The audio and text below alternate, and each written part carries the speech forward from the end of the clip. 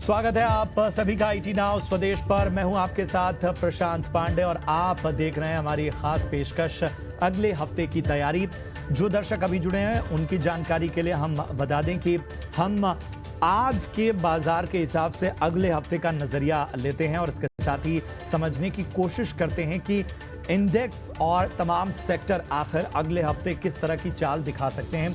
अलग अलग सेक्टर को हम स्कैन करते हैं, इसके साथ ही बड़े इवेंट्स पर भी हमारी नजर होती है। लेकिन सबसे पहले जरा आज के बाजार को भी हम समझ लेते हैं। तो आज अगर हम बाजार को देखें तो बाजार पूरी तरह से होली के रंग में रंगा हुआ नजर आया। त्योहार का रंग पूरी तरह से बाजार पर चढ़ता हुआ नजर आया। और इसमें हम देखें निफ्टी को तो निफ्टी 22,100 के करीब जाकर बंद हुआ और ये जो रेंज थी यहां पर लगातार निफ्टी टिकने की कोशिश कर रहा था। एक वक्त 22,100 के ऊपर भी जाता हुआ नजर आया। वहीं बात करें बैंक निफ्टी की तो 46,800 के 850 के करीब जाकर बंद हुआ बैंक निफ्टी। और एक तरह से दोनों ही इंडेक्स ने अपने जो इंपॉर्टेंट पॉइंट्स थे उनको होल्ड किया और बाजार में एक तरह से कह सकते हैं कि बेहतर तरीके से बाजार को क्लोजिंग दी। अब क्या है कि यहां से बाजार 3 दिन बंद रहेगा।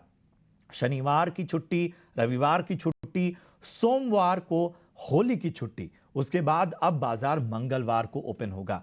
मंगलवार, बुधवार, गुरुवार ये 3 दिन बाजार में ट्रेडिंग होगी। उसके बाद शुक्रवार को गुड फ्राइडे की छुट्टी होगी। उसके बाद एक लॉन्ग वीकेंड फिर बाजार में होगा। तो अगला हफ्ता एक छोटा हफ्ता बाजार के लिहाज से है, लेकिन आज अच्छे संकेतों से बाजार को कैरी फॉरवर्ड करने के लिए बेहतर संकेत मिले हैं। कुछ भी ऐसा आज दिन भर में नहीं घटा जिसकी वजह से बाजार पे किसी तरह का नेगेटिव इंपैक्ट नजर आया। और यही वजह है कि तमाम सेक्टर, इंपॉर्टेंट सेक्टर हम देखें आईटी को छोड़ के तो सभी सेक्टर्स में हमने आज हरियाली देखी। आज हम देखें कि आज की तेजी को जो लीड किया वो hero MotoCorp, Maruti Suzuki, UPL, इसके अलावा अपोलो हॉस्पिटल, सन फार्मा जैसे स्टॉक्स ने आज की तेजी में अपनी भागीदारी बढ़ाई। प्रेशर जैसे हमने कहा कि आईटी स्टॉक से आज ज्यादा नजर आया। आप देखिए Infosys, Wipro, HCL tech, LTI, Mindtree, tech Mahindra, TCS, ये तमाम स्टॉक्स ऐसे रहे जो आज बाजार में दबाव इन पर हावी होता हुआ नजर आया। और इन सब के बीच में अगर हम पूरे हफ्ते मार्केट की चाल को समझने की कोशिश करें तो जरा ध्यान से देखिए कि निफ्टी में 0.3% का रिटर्न इस हफ्ते दिया। निफ्टी मिड कैप ने लगभग 1.25% का रिटर्न दिया। तो निफ्टी स्मॉल कैप की अगर हम बात करें तो यहां भी लगभग 1.25% से ज्यादा की तेजी नजर आई। अब बात करते हैं इस हफ्ते अलग अलग जो सेक्टर हैं उनकी चाल किस तरह की रही। और निफ्टी रियल्टी एक तरह से जबरदस्त परफॉर्मेंस रियल्टी सेक्टर की नजर आई। यहां पर 5.25% की तेजी नजर आई। निफ्टी मेटल ने लगभग 4.5% से ज्यादा का रिटर्न दिया। निफ्टी ऑटो की बात करें तो यहां भी लगभग 4.5% की तेजी नजर आई। निफ्टी एनर्जी 2.5% की तेजी इस पूरे हफ्ते यहां पर बरकरार रही। निफ्टी पीएसयू बैंक की बात करें तो जिस तरह का कंसोलिडेशन पिछले हफ्ते नजर आया था, इस हफ्ते वो हमने देखा कि वो एक तरह की भरपाई होती नजर आई और लगभग 0.25% की तेजी यहां पर नजर आई। निफ्टी फार्मा में भी लगभग 1% की तेजी नजर आई। निफ्टी बैंक में 0.5% की तेजी रही। निफ्टी एफएमसीजी और निफ्टी आईटी ये दो ऐसे सेक्टर रहे जहां पर हमको नेगेटिव रिटर्न देखने को मिला। चलिए अब तो ये बाजार का पूरा सार हमने इस पूरे हफ्ते का ब्यौरा आपके सामने रख दिया। अब आपकी खास तैयारी कराने के लिए हमारे साथ दो बेहद खास मेहमान जुड़ रहे हैं। हमारे साथ एडलीटिक के आदित्य अरोड़ा साहब इस वक्त चर्चा में जुड़ रहे हैं और मार्केट एक्सपर्ट निमेश ठाकर साहब भी हमारे साथ इस वक्त बने हैं। आदित्य, मैं आपके पास आना चाहूंगा। सबसे पहले आप दोनों को होली की एडवांस में शुभकामनाएं। और इसके साथ ही ये भी हम देख रहे हैं कि बाजार ने भी कहीं ना कहीं त्योहारी मूड को अपनाया। हरा रंग बाजार में चढ़ता नजर आया। इंपॉर्टेंट जो सपोर्ट था उसे दोनों ही इंडेक्स ने लगातार होल्ड करने की कोशिश की और कामयाब भी रहे। बाजार में आईटी को छोड़ दिया जाए तो सभी सेक्टर्स जो थे वो बेहतर नजर आए और आज इस वजह से बाजार का जो पूरा मूड और माहौल था वो बहुत पॉजिटिव नजर आया और होली का हरा रंग जो कहते हैं ना वो आज बाजार पे हावी होता नजर आया। बताइए आदित्य, अब इस पॉजिटिविटी के साथ बाजार को आप क्या और ज़्यादा बेहतर होता देख रहे हैं या अभी मान रहे हैं कि एक वॉलेटिलिटी बनी रह सकती? देखिए, होली की बहुत बहुत आपको शुभकामनाएं, हमारे को पैनलिस्ट को और हमारे सारे दर्शकों को। उम्मीद करते हैं कि नया वीक हरे रंग से ही भरा हो। लाल रंग तो बहुत देखा है एक दो वीक, अब तो हरे रंग की बारी आनी चाहिए। और निवेशक कहें हम पे किसने हरा रंग डाला तरीके की तेजी आनी चाहिए। तो बट संकेत तो उसी तरीके के हैं। आप देखें तो बाजार ने बहुत अच्छे तरीके से टाइम कंसोलिडेशन किया इस वीक। अपने लोअर लेवल्स को डिफेंड किया। स्मॉल कैप मिड कैप में जिस तरीके से गिरावट आई, अभी इस वीक में बाजार ने एक बेस बनाने का कोशिश किया, गिव अप नहीं किया, पिछले सपोर्ट नहीं तोड़े, तो वो एक बहुत अच्छी बात है। दूसरी अगर बात करें तो डेटा धीरे धीरे इम्प्रूव हो रहा है। इंस्टीट्यूशंस लॉन्ग बिल्डअप बना रहे हैं इंडेक्स में, और हम ग्लोबली भी देख रहे हैं काफी अच्छी तेजी है फेड के आउटकम के बाद। एंड इंडियन बाजार की बात करें तो काफी सारे हेवी वेट्स जो है बहुत टाइम से एक बेस बनाने की कोशिश कर रहे हैं। HDFC बैंक की बात करें, ICICI bank, Kotak bank, Reliance, तो ITC, ये सारे काउंटर्स में आप देखें तो एक अच्छा कंसोलिडेशन है, जो एक संकेत है कि अभी अगर ब्रेकआउट आता है तो फ्रेश लेग ऑफ रैली चालू हो सकती है। आज भी हमने देखा बाजार एक हायर हाई पैटर्न बना रहा है। तो मुझे लगता है कि नेक्स्ट वीक में जाते हुए हम काफी पॉजिटिवली पोइज्ड है। ऑल्दो वीकेंड में कुछ न्यूज आती है तो थोड़ा बहुत पुल बैक आ सकता है, बट ओवरऑल बाजार का टेक्सचर काफी अच्छा है।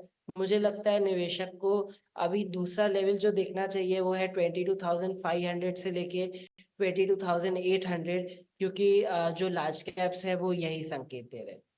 ठीक है, तो निफ्टी में 22,500 और 22,800 के स्तर अब जो हैं वो अगला कह सकते हैं कि बेहतर पॉइंट हो सकते हैं जिस पर निवेशकों को नज़र रखनी चाहिए। निमेश जी, पूरे बाजार में सिर्फ आईटी पॉकेट्स ऐसे हैं जिनको लेकर चिंता बरकरार है। ज़रा बताइए कि क्या वो वजह, आप क्या वो फैक्टर्स फिलहाल देख रहे हैं जिसकी वजह से आईटी पॉकेट्स उबर नहीं पा रहे हैं, और क्या ये जो प्रेशर है उस वो कहीं पर जाकर अपनी जो कहते हैं जंजीरें तोड़ेगा? क्या आपको आगे बेहतर संकेत नजर आ रहे हैं? चुनावों का दौर भी है और इन सब के बीच में फेड की भी कमेंट्री आ चुकी है। इन सारी चीजों के बीच में आप निफ्टी आईटी को और खासतौर पे आईटी सेक्टर को किस तरह से जज करेंगे? गुड देखिए, सबसे पहले आपको और आदित्य जी को और सभी दर्शक मित्रों को होली की ढेर सारी शुभकामनाएं। मुझे लग रहा है कि मार्केट के अंदर पर्टिकुलरली इन आईटी स्पेस में जिस तरह से कल एसेंशियल्स ने रिजल्ट्स दिए थे, डेफिनेटली रिजल्ट्स जो है वो एक्सपेक्टेशन के हिसाब से थे, बट मेन कंसर्न था वो गाइडेंस का था। गाइडेंस के अंदर अर्लियर जैसे उसने कमेंट्री दी थी कि 3 to 5% का ग्रोथ करेंगे, वहां से वो ग्रोथ कम करके 1 to 3% का ग्रोथ की बात कर रहे हैं। तो बहुत बड़ी कटौती की है गाइडेंस के अंदर, जिसकी एक सेंटिमेंटल इम्पैक्ट हम लोग आईटी सेक्टर के अंदर देख रहे हैं।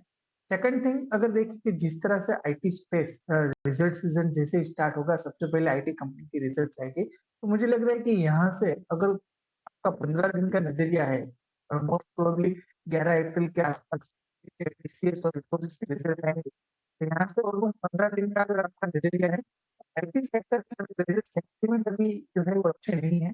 मुझे नहीं लग रहा कि यहाँ से कोई बड़ी तेजी देखने को मिलेगी।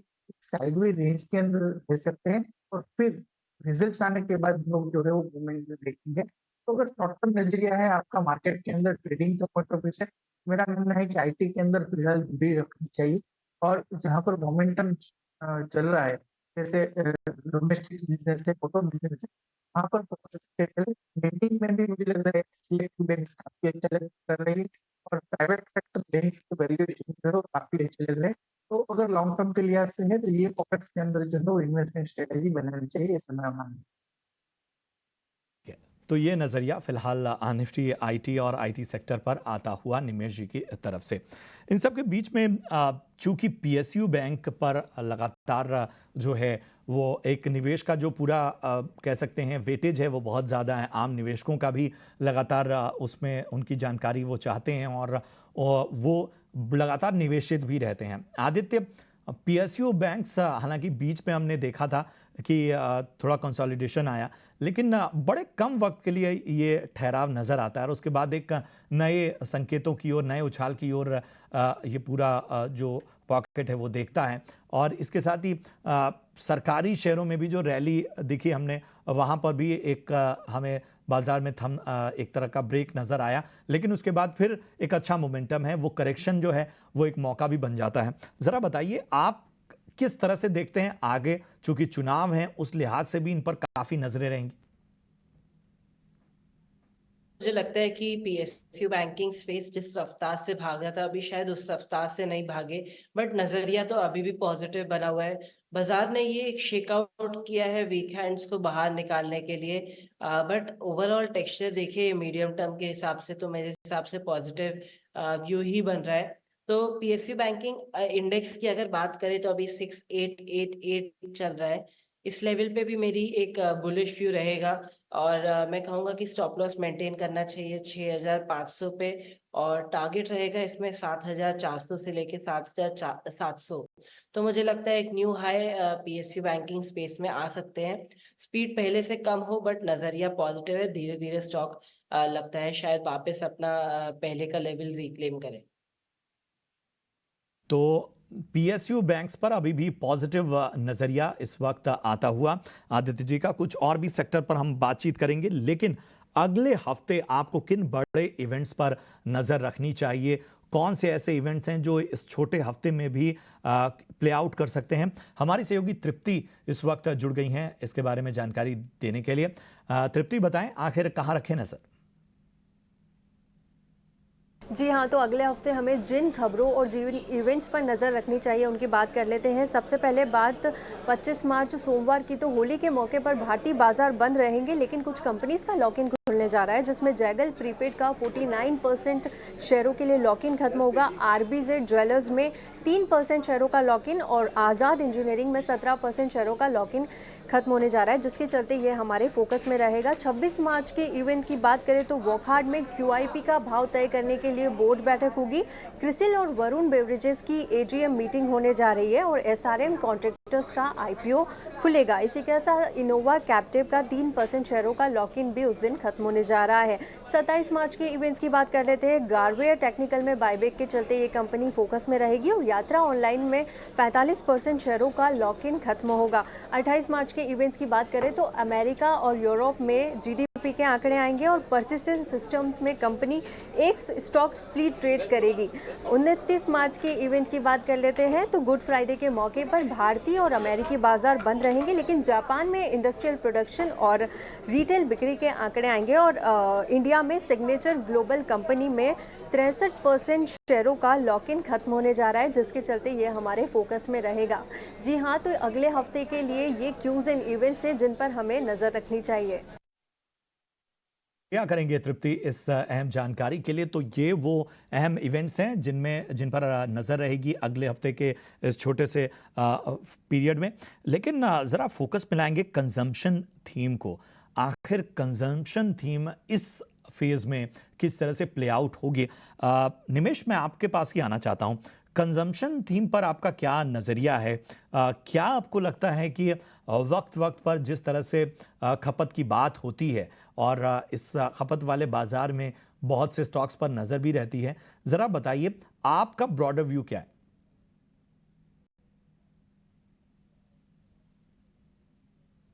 निमेश, ज़रा खुद को अनम्यूट कर लीजिए आप। निमेश जी, आ रही है आवाज? हेलो, आ रही।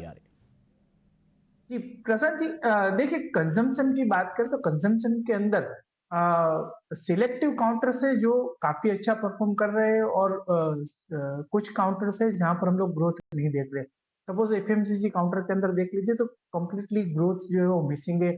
आप पेंट्स कंपनी देख लीजिए, वहां पर भी जो है वो स्ट्रगल कर रहे हैं ग्रोथ के लिए। तो मुझे लग रहा है कि सिलेक्टिव अप्रोच रखना चाहिए कंजम्पशन बेस के अंदर। पर्टिकुलरली अब यहाँ से अगर आप इन्वेस्टमेंट की बात करें तो मुझे लग रहा है कि ऑटो के अंदर नॉर्मली जो है काफी अच्छी स्ट्रेंथ दिख रही है। पिछले भी काफी टाइम से ऑटो सेक्टर ने अच्छा किया और मुझे लग रहा है कि आने वाले दिनों में भी नॉर्मली इलेक्शन ईयर के अंदर स्पेंडिंग्स जो है वो ज्यादा रहती है और जिससे चलते नॉर्मली ऑटो कंपनीज जो है वो काफी अच्छा करती है। तो अगर बात करें तो आने वाले 3 से 4 महीने का व्यू लेके बात करें तो ऑटो सेक्टर्स जो है मुझे काफ़ी अच्छा लग रहा है, प्रॉमिसिंग लग रहा है और यहाँ से मुझे लग रहा है कि इसके अंदर काफ़ी ग्रोथ देखने को मिल रही है। पर्टिकुलरली मारुति हम लोगों ने लास्ट वीक भी चर्चा की थी और मेरा व्यू वहाँ पर पॉजिटिव था। ये हफ्ते में मार्केट देखिए काफ़ी वोलेटाइल है, फिर भी मारुति एक अच्छा परफ़ॉर्म कर रहा है, ऑल टाइम हाई पे चल रहा है। मुझे लग रहा है कि ऑटो सेक्टर के अंदर जो है जहाँ पर भी लैगार्ड्स है और वैल्यूएशन रीज़नेबल है, वो स्टॉक आने वाले दिनों में काफ़ी अच्छा कर सकेंगे, ऐसा मेरा मानना है। तो ऑटो जो पूरा सेगमेंट है वो पसंद आता कंजम्पशन थीम में प्ले आउट होता हुआ और भी अहम स्टॉक्स पर नजर रहेगी। चलिए अब चर्चा को थोड़ा सा यहाँ रोकते हैं और अब वक्त है हमारे वैल्यू इन्वेस्टमेंट पिक सेगमेंट का यानी वीआईपी शेयर्स का।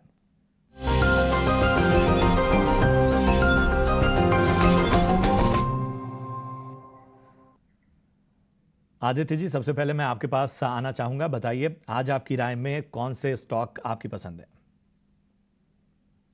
देखिए मैंने एक स्टॉक चुना है, थोड़ा सा डिफेंसिव नेचर का है, बाजार में वॉलेटिलिटी बनी हुई है, तो एक स्टेबल काउंटर मैंने चुना है। अपोलो हॉस्पिटल अच्छा लग रहा है इस प्राइस पे, इसको बाय किया जा सकता है 6387 में। स्टॉप लॉस रहेगा 6100 और टारगेट रहेगा 6600 से लेके 6700। ठीक है, तो फिलहाल वीआईपी पिक के तौर पर अपोलो हॉस्पिटल पसंद आता हुआ आदित्य जी को 6600 से 6700 तक के लक्ष्य के लिए यहाँ पर 6100 का आपको स्टॉप लॉस रखना है। बढ़ते हैं निमेश जी आपकी ओर, आप बताइए आज आपके रडार पे कौन सा स्टॉक है? देखिए हम लोगों ने ऑटो स्टॉक की चर्चा की, इसमें से एक कंपनी है आइसर मोटर। देखिए 2 रीज़न है मेरे यहाँ पर बाय रिकमेंड देने का। पहले कि स्टॉक ने काफ़ी टाइम से मार्केट में परफ़ॉर्म नहीं किया है और वैल्यूएशन जो है इवन उसकी बैलेंस शीट ग्रोथ होती रहती थी। वैल्यूएशन वाइज़ जो है काफ़ी कंफर्टेबल लेवल पे है। अगर आप 2 साल के एवरेज पी को अगर देखें तो रफली अराउंड 36-38 के आसपास पी पे ट्रेड होता था, जो फिलहाल अभी 28 के पी पे स्टॉक ट्रेड कर रहा है। तो यहाँ से पी एक्सपांशन के रूम ज़्यादा है। सेकंड थिंग, एक दूसरा वैल्यूएशन रेशियो रहता है पीईजी, पी टू ग्रोथ, तो वो बिलो 1 के लेवल पे ट्रेड रहता है। इट मीन्स कि कंपनी का पी जो है वो एक्सपांड नहीं हुआ है, कंपनी के प्राइस में रिटर्न नहीं मिला है, कंपनी की बैलेंस शीट ईपीएस के अंदर ऑलरेडी काफ़ी अच्छा ग्रोथ है। सेकंड थिंग, अगर आप देखें तो जो रीज़न थे कि आइसर मोटर में मूवमेंट नहीं आई थी, वो थी कि दूसरी कॉम्पिटिटर ने प्रीमियम सेगमेंट के अंदर बाइक लॉन्च किया था। बट नॉर्मली जब भी मार्केट देखिए आप premium segment above 350 CC market वो भी एक्सपांड हो रहा है। लोगों के पास डिस्क्रिशनरी स्पेंडिंग बढ़ रही है, particularly in two wheeler space. तो मुझे लग रहा है कि आइसर मोटर वैल्यूएशन वाइज काफी अच्छे लेवल पे है, मार्केट ऑल टाइम हाई पे है। कहीं ना कहीं हम लोग वैल्यूएशन जो है वो महंगे देख रहे हैं। ये वैल्यूएशन के अंदर आइसर मोटर काफी अच्छा लग रहा है। मुझे लग रहा है कि आने वाले 3 से 6 महीने में आइसर मोटर में ये प्राइस से अगर परचेस करते हैं तो 4600 से 4800 के लक्ष्यांक देखने को मिल सकते हैं। बहुत बहुत शुक्रिया करेंगे निमेश जी आपके इस पिक का। इसके साथ ही आदित्य आपका भी बहुत बहुत धन्यवाद तमाम चर्चा के लिए और बेहतर राय देने के लिए। जाने से पहले आप दोनों का एक रिस्क डिस्क्लोजर मैं चाहता हूं। सबसे पहले आदित्य आप बताइए आपका डिस्क्लोजर। देखिए जो भी स्टॉक हमने डिस्कस किए हो सकता है या नहीं हो सकता है, वो सारे स्टॉक हमने क्लाइंट्स को रिकमेंड किए हैं। तो मैं आपको एडवाइस करूंगा कि आप अपना जो भी फाइनेंशियल एडवाइजर है एक बार उसको कंसल्ट करके ही कोई फाइनेंशियल डिसीजन ले। आपका डिस्क्लोजर। जी, देखिए जो भी वो स्टॉक डिस्कस हुए पर्सनल मेरा होल्डिंग इसमें नहीं है, क्लाइंट को एडवाइस दी हुई है और क्लाइंट की पोजीशन कुछ स्टॉक्स में हो सकती है। बेटर है कि आप अपने फाइनेंशियल एडवाइजर को कंसल्ट करके कोई भी अपना इन्वेस्टमेंट डिसीजन लीजिए। धन्यवाद। धन्यवाद आप दोनों का शो में जुड़ने के लिए और ख़ास विश्लेषण के लिए। फिलहाल अगले हफ्ते की तैयारी में मेरे साथ इतना ही। दीजिए इजाज़त। आप सभी को होली की ढेर सारी शुभकामनाएं। अपने परिवार अपने दोस्तों के साथ बेहतर तरीके से ये पर्व मनाइए, लोगों में खुशियां बांटिए और ईटी नाउ स्वदेश के साथ मुनाफे वाली होली मनाते रहिए। फिलहाल दीजिए इजाज़त। नमस्कार।